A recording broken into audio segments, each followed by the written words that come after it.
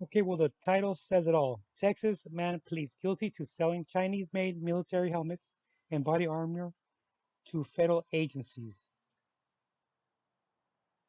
It makes you wonder what is going through this actual individual's minds just for the fact that trying to pull off a scheme over the feds. But then again, was there any repercussions for the actual purchase manager from the federal government on these actual purchases just for the fact that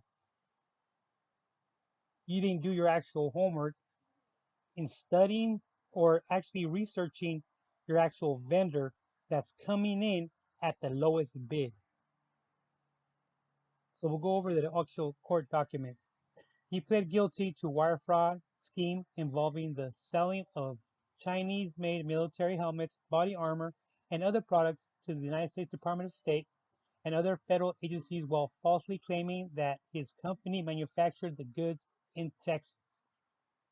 Remember, when it comes to law enforcement, when it comes to military, it has to be American made.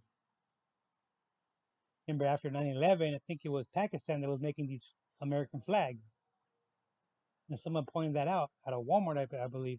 But, anyways, so you have to have integrity over your actual supplies. You just can't go to a 99-cent store and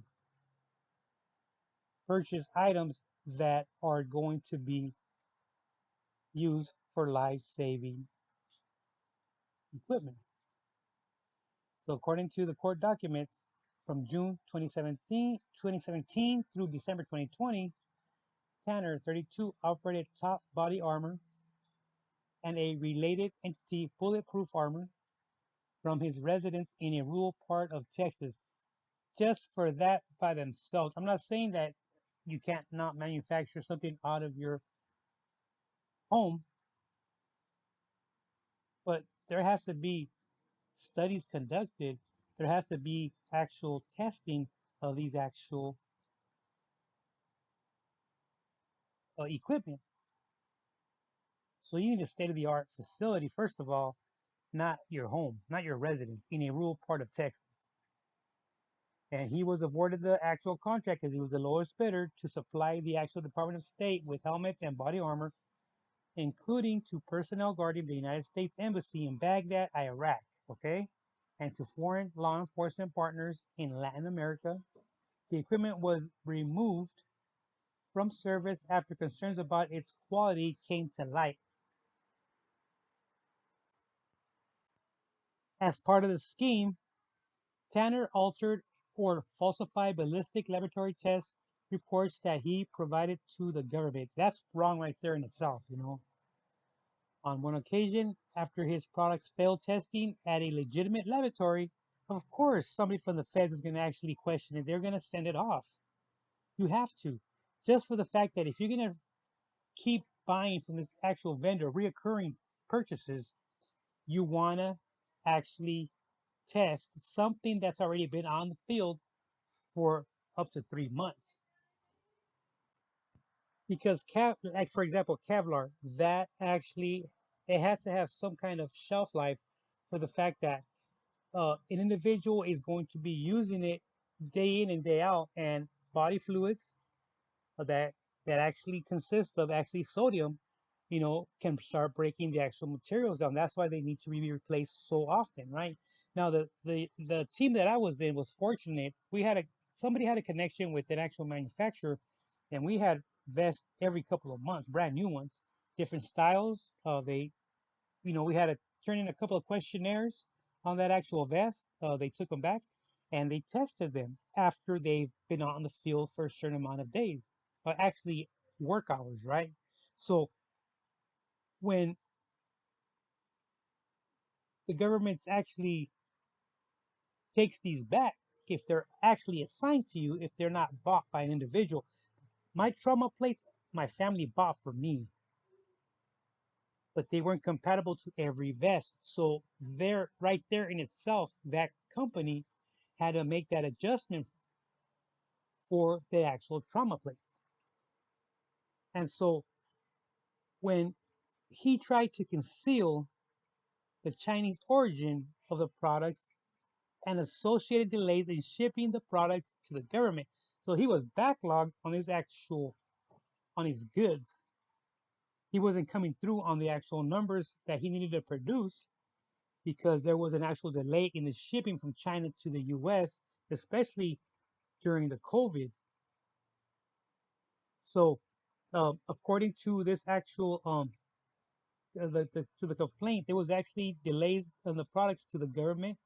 He created and controlled numerous email accounts in the names of bogus employees while copying government contracting off while contacting contracting officers to explain away shipping delays from China with cover stories such as the truck accidents and COVID outbreaks at the warehouse. He also won a similar contract with the Department of the Air Force and various National Guard units. See, and then once a federal, one of the a branch from the federal government ordered these actual ballistic actual equipment, other federal agencies took it for granted that they were already being supplied at a lower price with a budget already set to actually cut back on costs. The National Guard and the Air Force said, okay, well, they're already purchasing this from this actual LLC, so they must be good. So they actually joined in the actual contracting. And so that was another breakdown there too, because these actual Department of Defense, they should have been more on their game to where exactly the origins of this actual um, production of these sort of equipment. And another thing that should have came into question is um, where he was actually getting his material, his actual raw material to produce such equipment. Where they're well, you can't bogus an actual purchase order for the fact that you need to order from a legitimate company. I don't think he was manufacturing his own material. That'd be way, way, that would be way, way over a certain actual company. I mean, you get that equipment through like what is that company name?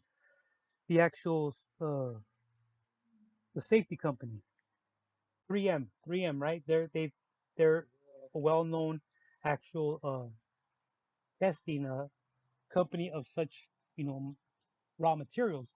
So I mean, a lot of things came into play, but what actually got him under investigation was his uh he may not able to actual deliver the goods that he promised. And it's a shame that nobody in the federal government even bothered to actually do some research and actually maybe visit the actual plants because this can't be done in the backyard. And it is a lucrative business, but then again, there is a lot of actual research. There's a lot of actual money put into the actual studies, the research, the patents for these actual types of actual Kevlar. So the back end, they are expensive, but then again, a lot of money was put into their actual research, and it's good money that you're actually spending. And I mean, and when I first started wearing them, they were very, very thick and hard, hot and heavy. And through time, they started getting more thinner, more cooler. Even had the actual where you could tuck it into your actual like a shirt, like a long shirt. You could actually took it in to keep it actually in place. A lot of things that you saw the actual improvements coming in. But that's dirty. It's straight out dirty how he did it, especially with the embassy and overseas, and then the helmets. That's nah. He's probably gonna get at least 20 years and a hefty fine from the IRS too, probably. Okay, guys, don't forget to like, subscribe.